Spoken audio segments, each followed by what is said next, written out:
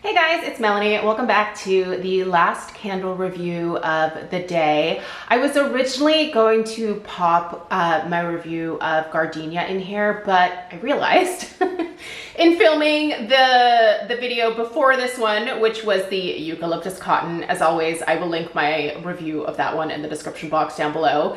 But I realized in that video that I had not reviewed the last like limited edition fruit collection strawberry patch fragrance yet, so let's do that in this video.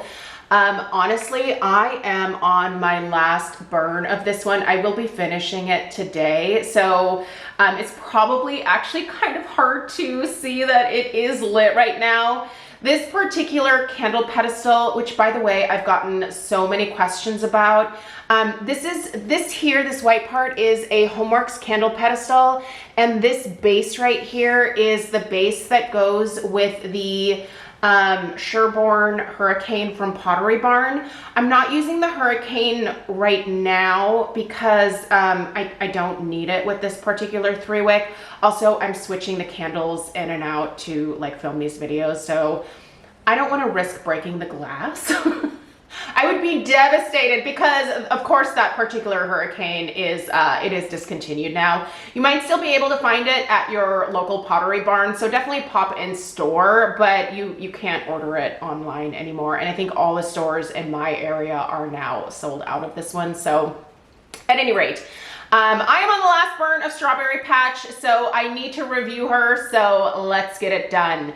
All right, so this one here, I was wondering if this would be very similar to maybe Farm Stand Strawberry from Homeworks. I kind of had my fingers crossed for that a little bit because I did think that both the blueberry and the crushed blueberries and the Patanga Peach, which have already been reviewed, I'll link those reviews in the description box down below. I do think those definitely shared some similarities with those particular Homeworks scents.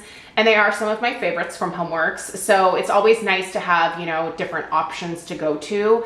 But this is a very, very different strawberry than the Farm Stand Strawberry. And this is also a very different strawberry from the Strawberry Lemonade that is in the Country Candle lineup for this spring and summer 2024. So I'm not sure that I would recommend this particular strawberry over the Strawberry Lemonade. To be totally honest, I don't think that I will be repurchasing the Strawberry Patch, but I do think the Strawberry Lemonade will be coming home to me soon.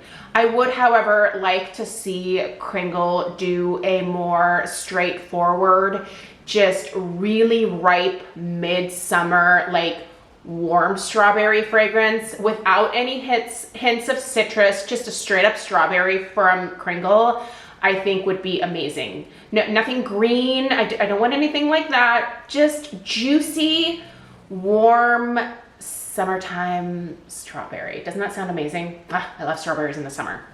All right, so we are gonna go ahead and go through the usual lineup here. So we'll go through their description, their notes, I'll tell you what I pick up. We'll talk strength and throw and just overall burn quality. And I'll give you guys an overhead shot of this one since we are on the last burn so that you can see how she has done getting to this point here. So, all right, Strawberry Patch. Pick your own or experience summer's first burst of bright berry sweetness in our Strawberry Patch. This perfect blend is refreshing and delightful. So, what are the notes here?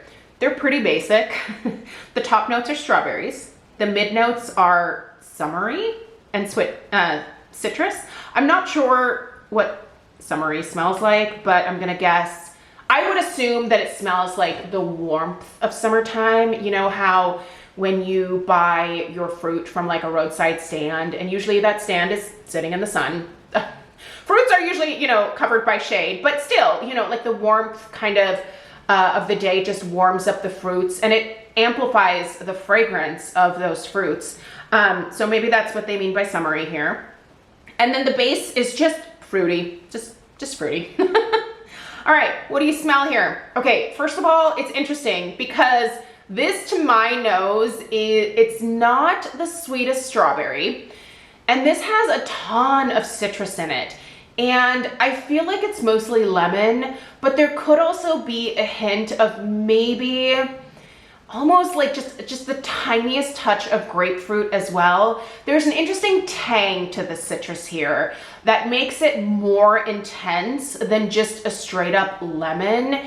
And I have to admit, I don't think there's enough focus on the strawberry here for me. And with the strawberry not being an overly sweet strawberry option, I'm not as big of a fan of this one as I originally thought I would be. I don't get any green notes or anything like that, so it's different from the juicy strawberry from the Reserve line. I'm trying to remember if this is like any of the other strawberry fragrances. Like strawberry lemonade was available in a 3-wick format. I think it was last summer. I think this maybe reminds me a little bit of that, but not completely. Maybe they tweaked that one. I'm not sure, but I do wish that this was more strawberry than citrus. Like we already have strawberry lemonade, so it just feels a bit redundant to have this one on top of it. Obviously, they're available in different formats. That is a Country Candle 2-wick jar, the strawberry lemonade, and this is a 3-wick from, you know, just the regular Kringle line. But yeah, overall, the scent it's not my favorite, and I wouldn't repurchase it. You really have to like a strawberry that isn't overly sweet, and you want more emphasis on citrus to, I think, really be able to enjoy this one. That being said, let's talk strength and throw. No problems there. I feel like across the board, these 3-wick fruit candles that I purchased have been really great in terms of strength and throw. No complaints there at all. Very comparable, I would say, to the performance of most average Bath & Body Works candles. Although I do think that Bath & Body Works has had some lighter performers as of late. I would love to know if some of you guys feel the same way if you purchase Bath & Body Works. But I think you are getting a strength of like a solid 7.5 here. The throw is also quite potent. I would put that in the same range of like 7.5, 8. It definitely fills the house. I'll say that for sure. It's a terrible one to combine with the eucalyptus cotton scent.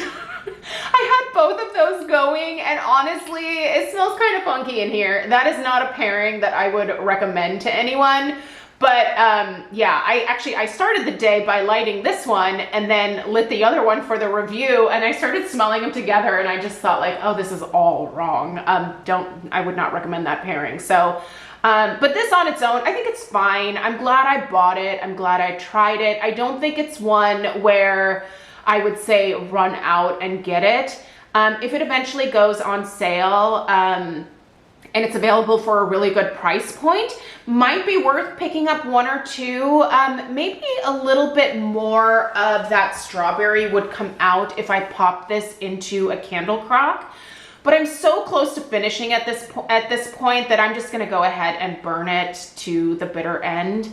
But yeah, it was okay. It was okay. Obviously nothing to write home about for me, but I am glad that I got it just to satisfy my curiosity.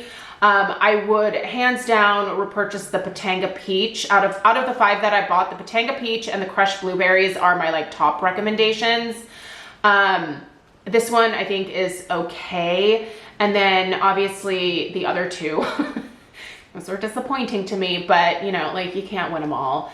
Overall burn quality, no issues. Burned clean the whole way down. No problems with the wicks. They didn't die, they didn't dud out. They're still doing great now. You'll be able to see from the overhead shot here that you can see the wick clips at the bottom at this point. So when it comes to this point with these Kringle 3 wicks, I kind of just like to let them finish.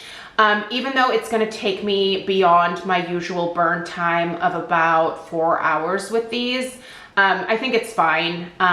You know, I just don't see a point in blowing it out when there's this little wax left. So let's go ahead and take that overhead shot so that you guys can see. There are a few of the mushroom tops from the latest you know, wick trimming that I did at the bottom there. I didn't bother to fish them out, so that's what you're seeing. But there's no sooting on the sides of this jar at all. There's really not much residue on this one. These 3 wicks burn quite hot. So yeah, the residue doesn't seem to be an issue with these guys ever. But yeah, nice clean burn there from start to finish. And it's nice to be able to share these reviews where maybe I'm a little bit further along than even the halfway point. So let me know your experience with this one in the comments down below. Please check out the description box for all of the links that I mentioned. Yeah, this is a plethora of information in there usually, so check that out. And I appreciate you guys being here today. Subscribe if you are new. Give this video a thumbs up if you found it helpful. And I'll see you in the next one. Take care. Toodaloo.